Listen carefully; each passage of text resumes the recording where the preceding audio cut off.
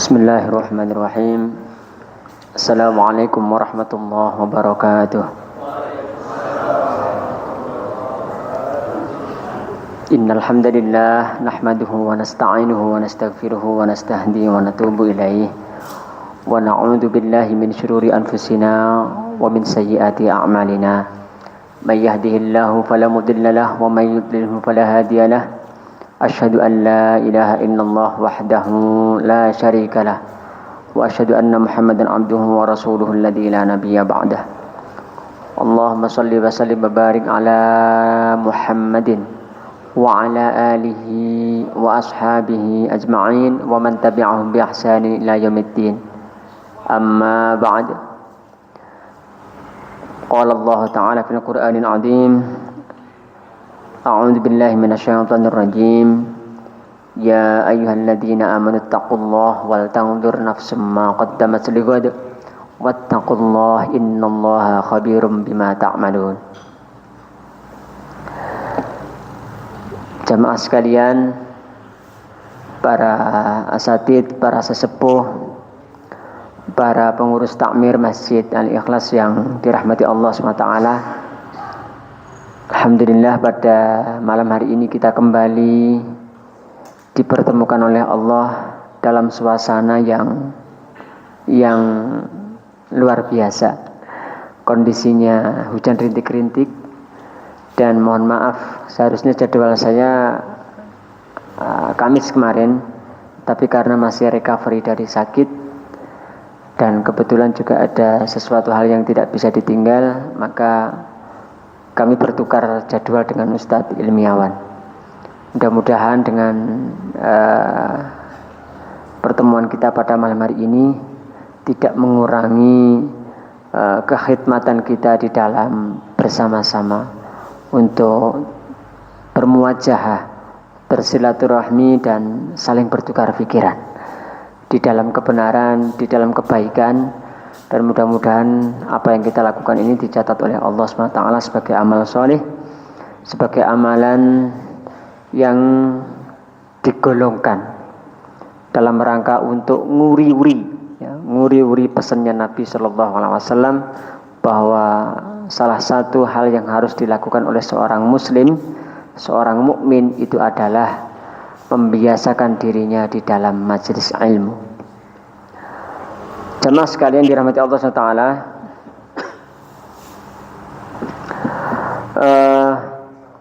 malam hari ini termasuk masih malam yang keberapa ini ya? Kamis keempat di tahun 2023. Beberapa waktu yang lalu kita ketemu masih di akhir tahun 2022, tapi alhamdulillah ternyata Allah masih memberikan kesempatan kepada kita untuk bisa bertemu di tahun 2023 ini. Dengan harapan tentunya kita bisa lebih baik di dalam melakukan aktivitas ubudiyah, amal soleh kita. Apakah amal soleh itu amal-amal soleh yang sifatnya rububiyah maupun sifatnya adalah ibadah-ibadah sosial. Karena hanya dengan cara begitulah kemudian nanti kita tentunya harapan bisa menjemput maut kita sewaktu-waktu itu dalam kondisi yang terbaik.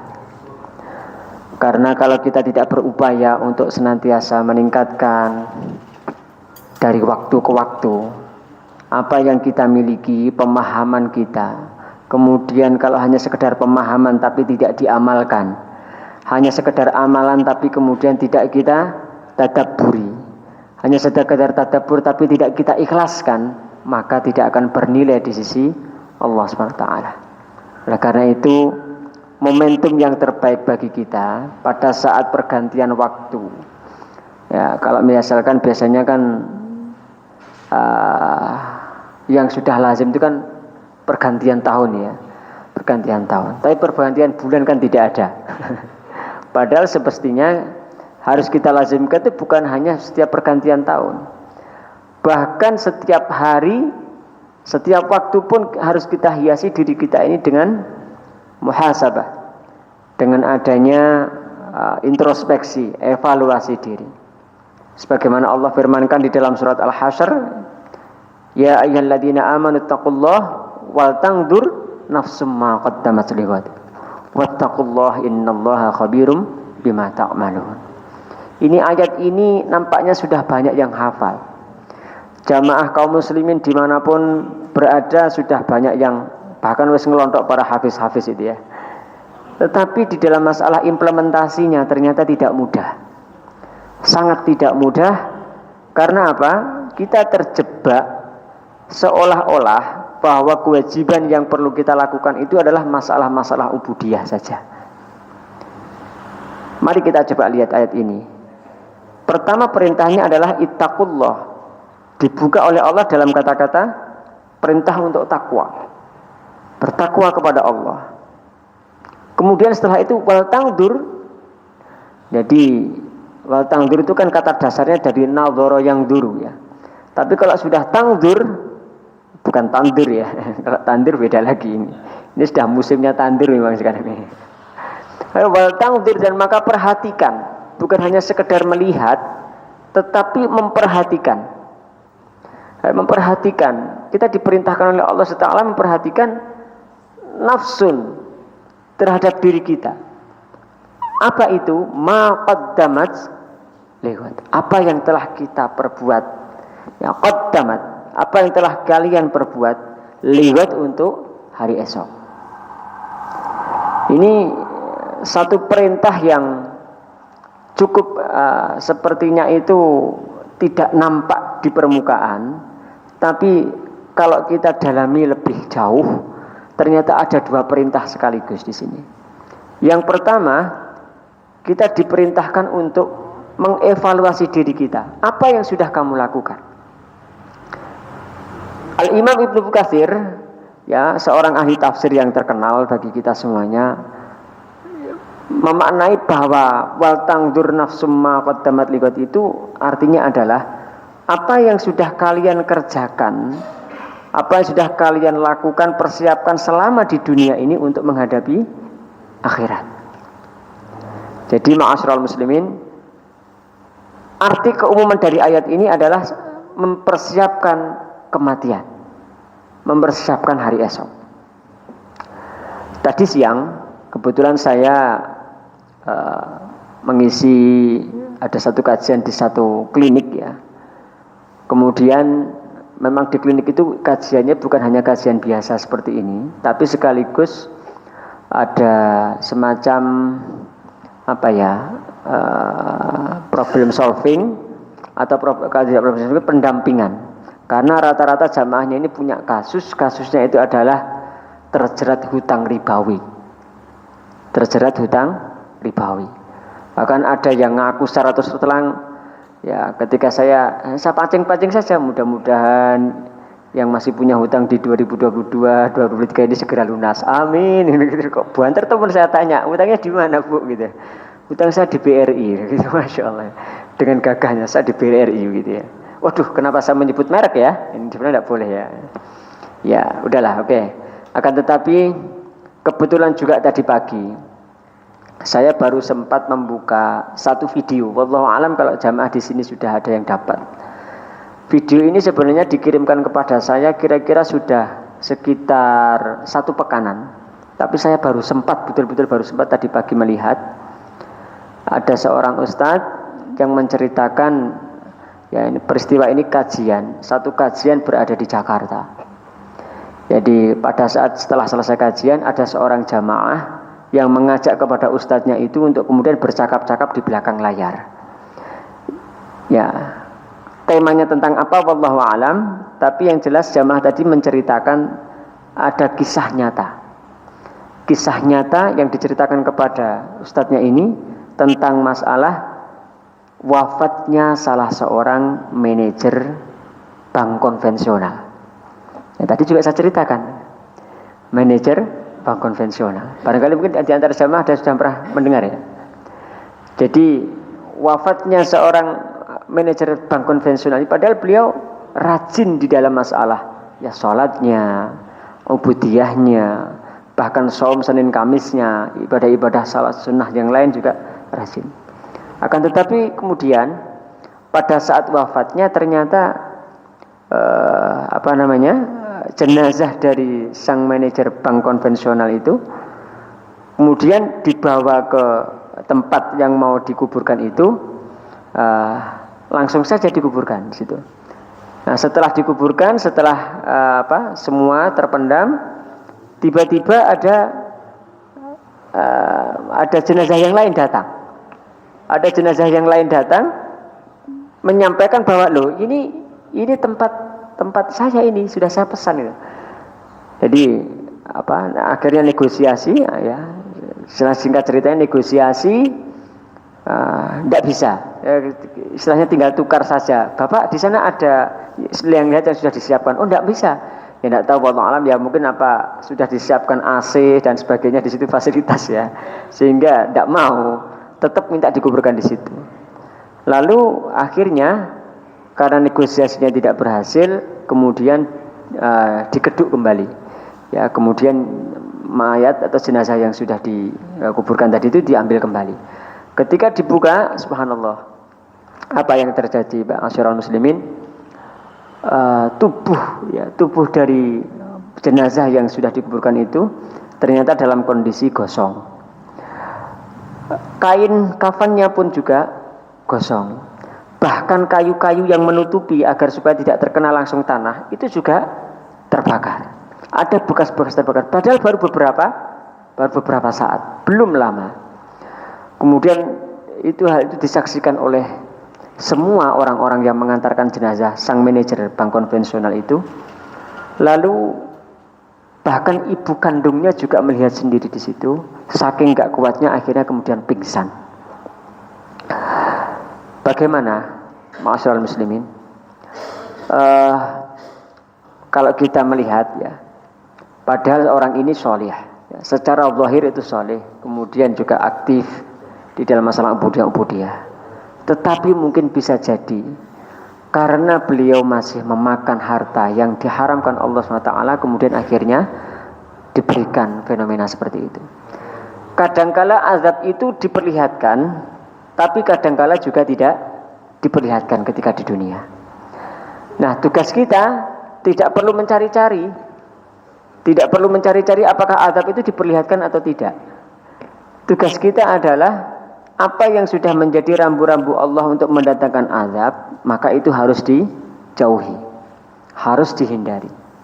Dan apa-apa yang mendatangkan keridhaan Allah harus kita dekati dan harus kita laksanakan. Intinya di situ. Nah, kemudian setelah itu, setelah melihat bahwa dibuka ternyata ada bekas terbakarnya itu, akhirnya jenazah yang baru tadi itu, ya sudah monggo silahkan. Akhirnya malah nggak jadi, nggak mau. Nanti khawatir jenazah saya terbakar sekalian di situ kata gitu ya. Ya, gitulah wallahu a'lam bishawab. Terus akhirnya bisa menjadi satu i'tibar buat kita bahwa berhati-hatilah di dalam hidup kita. Itu tadi yang saya pakai menjelaskan di dalam kajian tadi siang kepada salah seorang ibu yang tadi masih terjerat hutang rentenir, hutang di bank konvensional. Kemudian saya tidak menjanjikan, hanya saja saya pernah mengikuti forum namanya Indonesian Islamic Business Forum. Wallahu a'lam sekarang masih ada atau tidak. Yang misinya itu adalah menyelesaikan hutang-hutangnya orang-orang yang terjerat rentenir ribawi.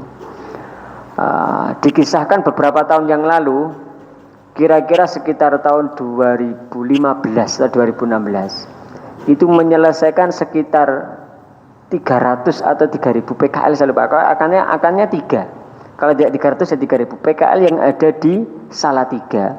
Semuanya terjerat rentenir dan kemudian dilunasi oleh IIBF. Nah, wallahu alam, beberapa waktu yang lalu saya komunikasi dengan teman-teman yang ada di Mojokerto, kalau tidak salah di masjid mana An-Nur atau di mana itu, katanya di Mojokerto juga ada yang namanya Karib, komunitas anti riba. Barangkali ada jamaah yang perso. Kalau misalkan ada komunitas anti riba, kami minta tolong untuk disampaikan, untuk tolong diberitakan kepada saya di mana itu. Sekarang saya juga pernah melihat label di mobil yang lewat pada saat menyeberang rel kereta api di jalan Majapahit. Tapi saya tidak mengikuti karena saya anggap sudah tidak ada masalah gitu. Tapi ternyata tadi siang saya menemui jamaah yang terjerat itu. Mudah-mudahan barangkali nanti ada advokasi, kemudian ada solusi, dan ada edukasi yang terpenting. Karena masyarakat kita ini kadangkala sudah diberikan solusi, sudah diberikan solusi, tapi ternyata karena tidak diedukasi, utangnya wes nutup meneh balik utang meneh gitu. Ya, karena BI checkingnya sudah hijau katanya begitu. Ini problem ini problemnya di masyarakat kita. Nah, karena itu ma'asyiral muslimin, tadi saya berikan solusi seyogyanya ibu kalau bisa paling tidak itu kalau misalkan belum bisa melepaskan 100%, belum bisa melunasi, di take over ke syariah. Ya. Lalu ada yang tanya, kan sama saja itu satu. Sama saja antara yang konven dengan syariah itu sama saja, sama-sama ada untungnya begitu ya. Ya, betul nggih? Sama-sama ada untungnya. Pernah suatu ketika saya mengikuti satu kajian dari salah seorang doktor ya. Beliau doktor pakar ekonomi Islam, alumni Al-Azhar Kairo, sekarang mengajar di UIN Malang. Beliau mengatakan bahwasanya minimal bahwa ketika sudah ada label syariah, mudah-mudahan itu menjadi memperingan. Kan di dalam satu kaidah itu, di dalam kaidah usul fikih itu mengatakan bahwa apabila engkau tidak bisa mengambil semuanya, maka jangan engkau tinggalkan semuanya. Jadi maksudnya di dalam mengambil satu hukum, kalau sekarang ini kan sudah bukan zamannya sebagaimana zaman Rasul, pada zaman Khulafaur Rasyidin dan para tabi'in. Nah, tapi kalau tidak bisa persis seperti itu, minimal kita sudah mengurangi resiko. Yang penting adalah bahwa menghilangkan mudarat, menghilangkan mafsadat itu lebih didahulukan daripada mendatangkan manfaat. Ya, ini kaidah usul fikihnya begitu. Nah, karena itu saya sarankan di take over ke syariah. Syukur-syukur bisa ada teman-teman dari Karib yang bisa mengadvokasi, mengedukasi untuk bisa menyelesaikan masalahnya. Jamaah sekalian dirahmati Allah SWT, itu sekilas ya apa yang saya sampaikan ini tadi siang ketika saya mengisi satu kajian. Ternyata masih jarang ada kajian-kajian tentang ekonomi Islam. Saya sudah pernah mengajukan di Al-Hidayah ya. Problemnya adalah bahwa kita ini masih kekurangan dai-dai yang faham tentang al-iqtisadiyah, tentang ekonomi Islam. Ini masih jarang. Makanya masih sering kami mendapatkan satu laporan dari jamaah bahwa ada si fulanah itu di dalam bertransaksi, dalam bermuamalah ternyata masih belum sepenuhnya memenuhi kaidah-kaidah syar'i. Ya, padahal itu sangat penting. Bahwa kalau ubudiyah itu urusannya dengan Allah, insya Allah itu lebih mudah. Kita berdosa, mungkin kemudian kita bertaubat, taubatan nasuha, insya Allah selesai. Tapi urusan dengan masalah sesama manusia, ini kadang-kadang agak ribet. Kadang-kadang agak ribet. Apalagi kalau masalah muamalah, jangan sampai kita mencari musuh. Ya, musuh ini bukan hanya musuh di dunia, tetapi musuh di akhirat. Ini yang penting. Jangan sampai kita mencari musuh di akhirat, meskipun hanya sekecil. Salah satu contohnya. Barangkali nanti mungkin bisa dibudayakan.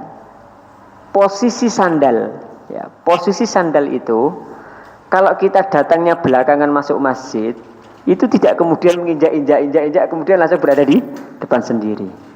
Tetapi ditata dengan rapi di belakangnya, kemudian kaki kita menginjakkan kepada sandal-sandal yang ada di depannya itu.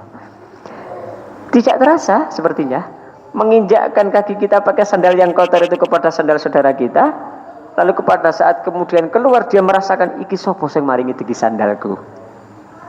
Ini bagian dari kezaliman yang kecil ya. Kecil sebenarnya, tapi kalau kita care dengan peduli dengan itu, iya ya. Pasti kita akan gerundel. Pasti kita akan gerundel. Nah, ini sekaligus saya memberikan bukan tantangan ya kepada orang sepuh, kok tantangan ini tidak baik ya. Di masjid-masjid yang ada di Jawa Barat itu sudah ada petugas-petugas yang biasanya menata sandal. Jadi sandal itu posisinya ditata, ada jamaah yang datang ditata gitu. Insya Allah itu akan menjadi lebih selain rapi dan juga kita tidak akan mendolimi yang lainnya. Ini masalah muamalah kecil sebenarnya, kecil. Kemudian kalau misalkan pengalaman saya dulu waktu di pesantren, gosok itu termasuk sesuatu yang dilarang, haram ya gosok itu. Oleh karena itu berhati-hatilah. Ya, kalau misalkan kita tidak tahu itu benda itu punya siapa, mending kita tanya. Nun sewu ini punya siapa, saya pinjam. Tidak ada masalah. Dan itu akan lebih baik. Kalau saya biasanya kadang bawa sepatu, kemudian di suatu masjid yang tempat wudhunya belum terintegrasi, saya biasanya kalau tidak ketemu sama orang, tidak tahu jelas ini sudah dimasuk dalam, saya tunggu sampai ada orang datang. Begitu orang itu bawa sandal, langsung saya bilang, nuhun sewu pak, habis ini saya mau pinjam sandalnya untuk wudhu. Saya lebih berani begitu. Kecuali ada sandal khusus, sudah tulisannya sandal wudhu. Sandal wudhu ini berarti memang punyanya masjid, milik umum yang bisa kita manfaatkan, itu bukan gosok. Jamaah sekalian, masalah-masalah kecil bagi kita, kadangkala kita tidak peduli. Tapi ketahuilah, kalau kecil itu kemudian menumpuk, naudzubillah, mudah-mudahan kita tidak termasuk orang-orang yang mengumpulkan musuh ketika di hari kiamat. Hati-hati. Jamaah sekalian dirahmati Allah SWT. Oleh karena itu perlu kita melakukan satu muhasabah, ya. Satu muhasabah yang sangat penting di dalam kehidupan kita dari waktu ke waktu. Ya, kita mau tidur dan lain sebagainya itu harus melakukan muhasabah. Apa yang sudah kita lakukan selama satu hari itu, kesalahan apa dan sebagainya. Sangat penting, karena yang pertama minimal ada 5 urgensi ya muhasabah itu. Yang pertama adalah matlabun syar'iyyun, tuntutan syariat. Nah, sebagaimana kita tahu di dalam kaidah fikih itu, apabila ada satu ayat yang berisi perintah, maka hukumnya adalah wajib. Seperti wal tangdur nafsum ma qaddamat lighad, dan perhatikan apa yang telah kamu perbuat untuk hari esok. Itu berarti hukumnya adalah wajib. Muhasabah itu hukumnya wajib. Ini tepat momentumnya, kurang lebih 1 bulan 27 hari lagi insya Allah kita akan memasuki Ramadan. Nah, tidak ada salahnya mulai sekarang kita melatih diri untuk membiasakan i'tikaf. Membiasakan i'tikaf ya, meskipun pada subuh mungkin sampai isyraq, sampai syuruk, atau mungkin mulai dari maghrib sampai isya. Lalu kita isi dengan muhasabah di dalam diri kita, tilawah Al-Quran, banyak doa dan sebagainya, sebelum betul-betul memasuki di bulan Ramadan. Karena kalau kita tidak melatih diri kita sejak dari sekarang, khawatirnya nanti kaget. Momentum itu belum tentu kita sampai, belum tentu akan terulang kembali. Nah, yang kedua, apa urgensinya? Urgensi dari muhasabah itu adalah bahwa muhasabah itu merupakan diskursus keimanan. Ada korelasi positif, ada hubungannya antara muhasabah itu dengan keimanan seseorang. Mari kita lihat. Sebagaimana Umar bin Khattab radhiyallahu an pernah mengatakan bahwasanya barang siapa yang melazimkan dirinya itu melakukan muhasabah selama di dunia, maka dia akan dimudahkan hisabnya kelak ketika di hari kiamat. Jadi hisablah, hasibu qabla an tuhasabu. Hisablah diri kalian sebelum engkau dihisab kelak. Makanya kalau kita sering-sering muhasabah diri kita, itu akan menambah keimanan kita. Nah, bagaimana apa yang saya lakukan tadi, apakah melanggar atau tidak, boleh atau tidak, kira-kira menyakiti orang lain atau tidak. Insya Allah itu akan berkorelasi dengan keimanan kita. Lalu yang ketiga, bahwa muhasabah itu merupakan matlabun asyriyun. Apa matlabun asyriyun itu? Tuntutan syar'i. Nah, matlabun asyriyun tuntutan kekinian. Kalau tadi matlabun syar'iyun, yang sekarang asriyun, tuntutan kekinian. Jadi tuntutan kekinian itu memang hampir tidak ada satu perusahaan pun, lembaga pendidikan, organisasi, bahkan organisasi massa pun yang dia tidak pernah melakukan evaluasi, ya, kecuali hanya dalam rangka untuk meningkatkan produktivitasnya. Ini karena merupakan perintah Allah SWT. Karena kalau kita tidak melakukan muhasabah, tidak melakukan introspeksi, maka kita akan terjerumus. Kita akan seolah-olah kita sudah dalam kondisi yang lurus, ya, seolah-olah tidak ada masalah saja, enjoy aja. Tapi ketika kita melakukan menghisap diri, kemudian ditambahkan dengan keimanan kita, azan jam berapa? Oh, masih jam 7, ya. Kemudian kita melakukan satu kajian-kajian keilmuan tentang amaliyah kita, ya. Kemudian kita melakukan seperti self introspection secara jujur. Ini yang harus berani. Di antara kita sebagai kaum muslimin ini rata-rata jarang mau melakukan introspeksi dirinya secara jujur. Kadangkala wis gak popo, wis ngene wae, santai-santai wae, alah ora masalah, sok ben diperbaiki. Kita tidak jujur dengan problem yang kita hadapi. Akhirnya apa? Akhirnya kita terjebak pada satu kondisi yang kondisi itu membawa kita tidak berkembang dan bahkan terjerumus kepada kesesatan. Ini saya sampaikan di beberapa kajian kaum muslimin, terutama di kalangan-kalangan yang bukan seperti panjenengan, ya, yang masih lebih awam lagi, karena masyarakat kita ini cenderung cuek, ya. cenderung acuh, ya, terhadap introspeksi diri. Jadi kalau misalkan ada kajian bukan dari kelompoknya, tidak mau, ya. Ada kajian ini sepertinya keras, tidak mau. Saya sampaikan, jangan begitu. Mari kita lihat bagaimana sumbernya, kemudian bagaimana kebaikan-kebaikannya. Kalau istilahkan itu ada, maka insya Allah akan menjadi kebaikan bagi diri kita. Nah, ma'asyiral muslimin, kemudian apa yang keempat? Bahwa secara otomatis kalau orang itu memiliki keimanan yang baik, ada korelasinya dengan ketakwaan. Dengan ketakwaan sudah pasti. Makanya sampai ayat ini diapit oleh Allah dengan dua perintah ketakwaan itu. Setelah pertamanya ittaqullah, yang kedua ditutup dengan wattaqullah. Para ahlul Quran menyampaikan bahwa menandakan perintah ini adalah perintah yang sangat-sangat penting. Sangat-sangat penting bagi kita. Maka kalau sekarang para ahli manajemen dimanapun berada selalu melakukan evaluasi berkala. Ada yang bulanan, ada yang tahunan dan sebagainya. Padahal itu masalah keduniaan. Mungkin di sini ada Fabri yang diproyek, apalagi itu lebih ini lagi. Ada bagaimana laporan perkembangan, bagaimana laporan akhir. Tapi kita di dalam masalah keimanan kita, pernahkah kita melakukan hal seperti itu? Kira-kira aku sampai endi ya? Siap opora. Kalau seandainya sekarang tiba-tiba malaikat mau di depan kita, hai fulan, engkau telah tiba waktunya, sekarang engkau akan diambil oleh Allah SWT. Kira-kira kita siap apa tidak? Ini yang perlu kita harus budayakan. Siapapun, dimanapun, organisasi apapun, dimanapun. Karena Allah SWT tidak memandang si fulan dari mana latar belakangnya, semua pasti akan dimintai pertanggungjawaban. Kullukum ra'in wa kullukum mas'ulun an ra'iyati.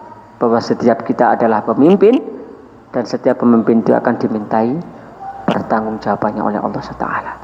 Dan yang terakhir, yang kelima adalah bahwa ternyata muhasabah itu merupakan kebiasaannya orang-orang besar. Kalau kita melihat, ya, bagaimana ada orang-orang besar itu seperti Khulafaur Rasyidin, ya. Kalau kita melihat generasi Islam yang terbaik pasca sepeninggal Rasulullah itu siapa? Adalah Khulafaur Rasyidin. Abu Bakar, Umar, Utsman, Ali. Ya. Tapi apa yang beliau lakukan itu? Meskipun beliau sudah menjadi orang besar, namanya harum, dikenang sepanjang masa, dikenal sebagai pahlawan penerus perjuangan Islam, tapi beliau memiliki satu kebiasaan di dalam muhasabah. Apa itu? Takut apa? Takut kalau jangan-jangan amalnya itu tidak diterima oleh Allah Subhanahu wa taala. Ini yang kadangkala kita terlewat. Ma'asyiral muslimin, syaitan itu sangat pintar ya. Kalau orangnya itu orang-orang yang tidak memiliki ilmu, godaannya juga gampang. Tapi orang-orang seperti panjenengan yang sudah banyak taklim ini setannya juga lebih pintar juga. Jadi kalau saya pernah melakukan satu kajian itu, ada potensi-potensi dosa yang banyak dilakukan oleh orang-orang yang tidak berilmu. Tapi ada yang lebih berbahaya ketika ada seorang alim, ada seorang ulama, ada seorang syekh, ada seorang ustadz. Itu juga diganggu oleh syaitan dengan satu hal. Apa itu? Yang namanya adalah hasad. Hasad bukan karena ilmunya, bukan. Tetapi hasad masalah-masalah keduniawian. Menurut saya tidak bermaksud untuk mengadu-adu. Tetapi ada satu pesantren atau beberapa pesantren yang itu satu ormas, yang satunya ini sing kono kok tambah gede, santri tambah akeh, ya apa carane supaya kono gak tambah akeh? Iku kalah pengaruh awake dhewe, ya awake dhewe kudu ngene, kudu dikalahno. Begitu gantian begitu. Ma'asyiral muslimin, jadi itu penyakitnya orang yang berilmu, penyakitnya orang ulama itu adalah bisa hasad. Hasad bukan perkara masalah ilmunya, tapi hasad perkara masalah materinya. Ini yang berbahaya. Maka pantaslah ketika sekarang, kenapa kok persatuan umat ini sulit dilakukan? Karena terjadi banyak hasad di sana. Aku melok hisab, padahal sebenarnya juga melakukan falak. Ketika kita ngobrol bagaimana menentukan sholat itu dengan ini, kenapa ini yang masalah matahari lebih besar, kenapa tidak mau ikut? Katanya itu kan dari sana, sebelah sana, saya tidak mau, saya kan punya aturan sendiri ya. Ini bagaimana? Nah, ini problematika umat. Ya saya tidak menyinggung siapa-siapanya, kan tetapi saya punya misi. Bagaimana kita bisa mendialogkan? Ya, yang sini juga agak menengah, yang sini juga agak menengah ya. Dan sebenarnya itu kalau para alim ya, meskipun organisasinya berbeda, tetapi kalau kemudian sumbernya sama dengan hati yang bersih.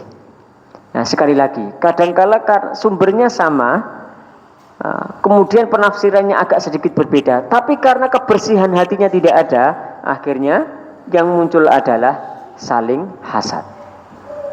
Saling hasad. Ini kalau kita terus-teruskan, maka kita akan berbahaya. Masya Allah, ada kecoa ya. Nah ini. Itu kadang bisa membahayakan persatuan umat. Oleh karena itu ma'asyiral muslimin, berhati-hatilah ketika saya beberapa kali ngisi satu kajian, saya harapkan mari kita dahulukan bahwa innamal mu'minuna ikhwah fa aslihu baina akhwaikum, ditutup lagi dengan wattaqullah. Sekali lagi perintah bertakwa. Dan ternyata salah satu karakteristik orang-orang yang bertakwa itu adalah memelihara persaudaraan dan persatuan. Alhamdulillah, kalau jamaah kita insya Allah di sini lebih banyak ngalahnya ya. Lebih banyak ngalahnya, lebih banyak tepol selironya, lebih banyak pengertiannya. Tetapi kadangkala ada saudara-saudara kita di tempat lain ya, yang sebenarnya juga bukan orang yang berilmu, tetapi mungkin karena terprovokasi ada sesuatu, akhirnya menyebabkan kita ini sulit untuk melakukan satu penyatuan fikrah, wahdatul fikrah. Ma'asyiral muslimin, apa yang saya sampaikan ini sebenarnya ada kaitannya dengan hari-hari ini. Jadi hari-hari ini sedang rame-ramenya, terutama setelah kemarin ada peristiwa-peristiwa, ya, mulai dari peristiwa politik, ya, ada yang tidak dipermasalahkan, ya, kemudian begini-begini, ditambah lagi ada masalah yang lebih runyam, ya. Masalah yang lebih runyam adalah beberapa hari yang lalu kita mendengar ada ratusan pelajar di mana? Di Ponorogo, di kota kecil yang ternyata berlomba-lomba meminta dispensasi kepada pengadilan agama untuk disahkan, diperbolehkan menikah dini. Waktu saya baca judul awalnya itu alhamdulillah. Saya awalnya alhamdulillah dulu.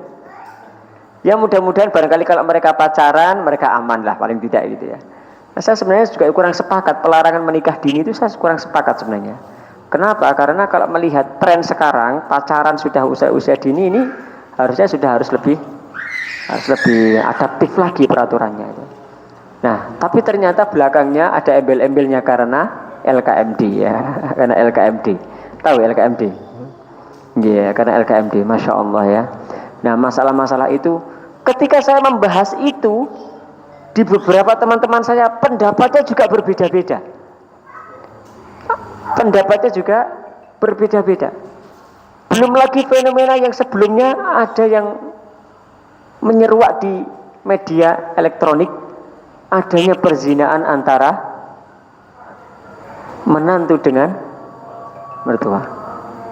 Tidak terasa ya, saya ngomongnya padahal ya Allah. Sudah azan? Belum? Ini. Jadi ma'asyiral muslimin, problematika umat yang dihadapi ini sangat pelik. Sangat pelik ya. Saya katakan kepada teman-teman, jangan berkutat pada masalah fikih. Kalau kita berkutat pada masalah fikih saja, itu nanti kalau podo kaku nih bentrok, pasti bentrok. Mari kita melihat ke depan yang lebih besar, bahwa permasalahan umat ini lebih kompleks ya. Mulai dari kenakalan remaja, kemudian adanya undang-undang yang tidak bersahabat terhadap dakwah Islam dan sebagainya. Ini mari kita lebih terbuka. Ayolah kita gotong royong untuk bagaimana agar peraturan ini bisa menegakkan syariat Islam di Indonesia. Ya mudah-mudahan dengan adanya banyak warna Islam yang ada nanti masuk parlemen, saya berharap ya, meskipun benderanya berbeda, mudah-mudahan nanti satu suara di sana. Mudah-mudahan nanti satu suara menegakkan kalimatullah ya, li'a'la li kalimatillah, karena hanya dengan cara itu Allah bisa menurunkan rahmatnya di Indonesia ini. Mudah-mudahan kita semuanya bisa menikmati kebaikan itu dan nanti akan menjalar kepada anak turun kita. Yang kita pikirkan itu bukan hanya kita ya, tetapi anak turun kita.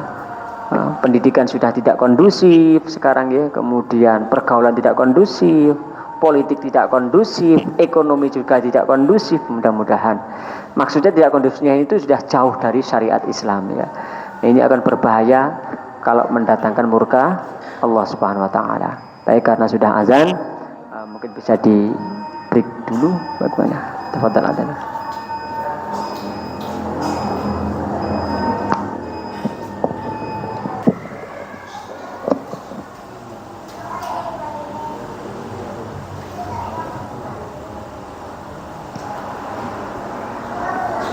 Jamaah sekalian, sebelum saya akhiri untuk kita iqamat nanti, saya ingin mengajak kepada panjenengan semua untuk tadabbur kepada salah satu dari sikap yang diamalkan oleh para khulafaur rasyidin tadi. Meskipun beliau ini melakukan muhasabah ya, sekali saya katakan itu merupakan kebiasaan orang-orang besar. Jadi beliau ini namanya sudah harum sepanjang masa, prestasinya juga besar di dalam dakwah Islam, tapi ada satu akhlak yang perlu kita contoh. Satu akhlak yang kita contoh ini adalah beliau senantiasa merasa takut jangan-jangan amalnya tidak diterima. Ini sebagaimana Allah SWT berfirman dalam ayat ke-50 7 sampai dengan ayat 61 di dalam surat Al-Mu'minun. Jadi di sini bahwa ditegaskan oleh Allah SWT ada orang-orang ya, yang merasa takut ya, dengan azab Allah SWT. A'udzu billahi minasyaitonir rajim. Innal ladzina hum min khasyati rabbihim musyfiqun. Yaitu ada orang-orang yang merasa takut kepada Allah SWT atas azab-azabnya itu. Walladzina hum biayati rabbihim yu'minun. Mereka yakin terhadap tanda-tanda kekuasaan Allah SWT. Jadi yang pertama itu kenapa kok para khulafaur rasyidin bisa bersikap seperti itu? Yang pertama adalah takut akan azabnya. Lalu yang kedua yakin akan apa yang sudah Allah sampaikan kepada kita. Yakin dengan adanya Rabb kita, bahwa Rabb kita ini senantiasa mengawasi kepada kita, maka sikap kebersamaan ma'iyatullah, kebersamaan kita dengan Allah itu akan senantiasa terus terjaga. Hanya dengan cara begitu, lantas kemudian kita tidak melakukan satu amalan yang melupakan diri, seolah-olah kita semuanya diterima oleh Allah SWT. Tetap berhati-hati. Kemudian setelah itu, walladzina hum birabbihim la yusyrikun, dan mereka tidak pernah menyekutukan Allah SWT dengan segala sesuatu pun. Jemaah sekalian, semakin kesini kondisi semakin tidak menentu, ya, banyak sekali sudah menjadi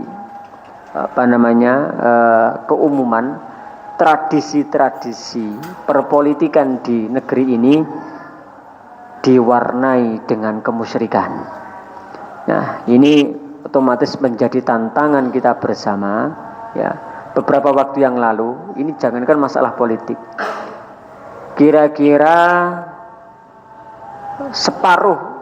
setengah tahun 2022 ada pemilihan rektor di salah satu perguruan tinggi negeri di Jawa Tengah. Kebetulan salah satu wakil rektornya ini ketua yayasannya di pesantren anak saya di Jawa Tengah itu. Nah, alumni dari kakak tingkatnya anak saya ini menjadi ketua BEM. Jadi kalau pemilihan rektor itu kan ada suara dari kementerian, kemudian suara dari gubernur, kemudian suara dari majelis wali amanat, kemudian suara dari mahasiswa. Prosentasenya beda-beda. Ma'asyiral muslimin, saya ceritakan sedikit. Pada saat itu ternyata hasilnya bedu, 50-50. Diketahui masih ada satu suara yang belum mengambil. Ternyata setelah diketahui dicek adalah ketua BEM. Ketua BEM itu kakak tingkatnya anak saya waktu di pesantren, yang kebetulan ketua yayasannya merupakan wakil rektor. Wakil rektor ini tidak maju, tapi punya orang yang soleh, yang kapabel dan memiliki integritas. Terhadap keislaman beliau juga memihak. Nah, masih 50-50, kemudian akhirnya ketua BEM ini dipanggil oleh wakil rektor itu. Ketika dipanggil ditanya, kenapa kamu kok belum melakukan memilih? Apa yang terjadi ma'asyiral muslimin? Seperti orang gendeng. Ketawa gitu, nggak jelas. Setelah ditanya berkali-kali kok jawabannya begitu, akhirnya disimpulkan si fulan ini, ketua BEM ini terindikasi di sihir. Kemudian akhirnya diruqyah secara syar'iyah, qadarullahnya kemudian sembuh, dan akhirnya kemudian memilih dengan pilihan sesuai yang dicalonkan oleh Pak Wakil Rektor itu, yang berpihak kepada keislaman dan memiliki integritas itu. Ma'asyiral muslimin, setelah itu Wakil Rektor marah-marah. Ini apa-apaan? Ini lembaga pendidikan tinggi lagi. Hanya memilih rektor saja sudah seperti ini, pakai dukun-dukunan. Bagaimana kalau dengan perpolitikan di masyarakat kita? Masya Allah, sudah sedemikian terpuruknya. Ini PR kita bersama, PR kita bersama. Ya, kira-kira 1 pekan yang lalu saya juga kaget. Ketahuan saya habis sakit, ditanya oleh teman saya. Saya tahu teman saya ini rodok ngelenik sidik. Teman-teman ngelenik saya ini bilang begini, sampai niki loro opo? Saya bilang biasa, mungkin seperti flu. Terus tiba-tiba bilang begini, makanya sampai aja ngruqyah wong. Loh. Terus saya bilang begini, saya itu belum pernah meruqyah orang. Karena istri saya sudah pernah dulu waktu kuliah. Saya belum pernah meruqyah orang lain, tapi saya meruqyah diri saya sendiri, iya. Karena itu yang dilakukan oleh Rasulullah SAW, meruqyah dirinya sendiri. Loh, nyapa kok sampe gak njaluk diruqyah?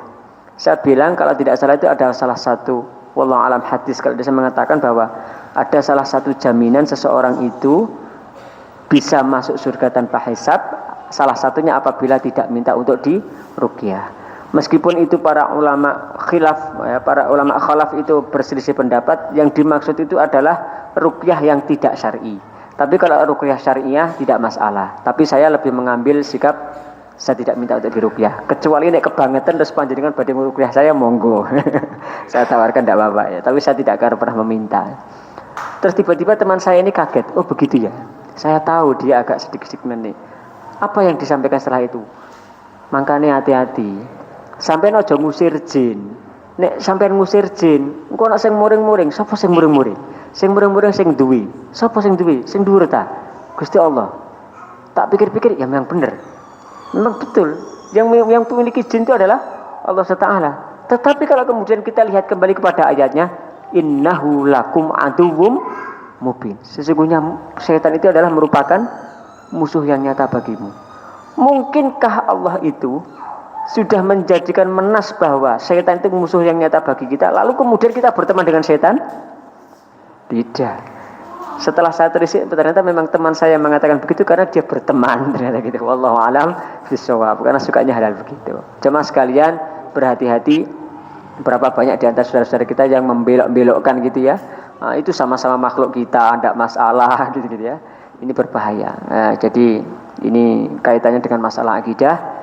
Kalau sudah kita terjerumus, tidak akan ada maaf bagimu, kata Allah gitu ya, kecuali taubatan nasuha. Berabinya belum taubatan nasuha tiba-tiba dicabut. Na'udzubillah tsumma na'udzubillah. Mudah-mudahan Allah Taala memberikan kita istiqomah di dalam masalah akidah yang lurus, akidah salafus soleh ala minhajin nubuwah, ya akidah sebagaimana yang dituntunkan oleh Rasulullah SAW, dan mudah-mudahan kita kelak mendapatkan husnul khatimah. Amin ya rabbal alamin. Aqulu qouli hadza wa lakum astaghfirullahal azim. Al haqqu min rabbika fala takunanna minal mumtarin. Mudah-mudahan bermanfaat. Wassalamualaikum warahmatullahi wabarakatuh.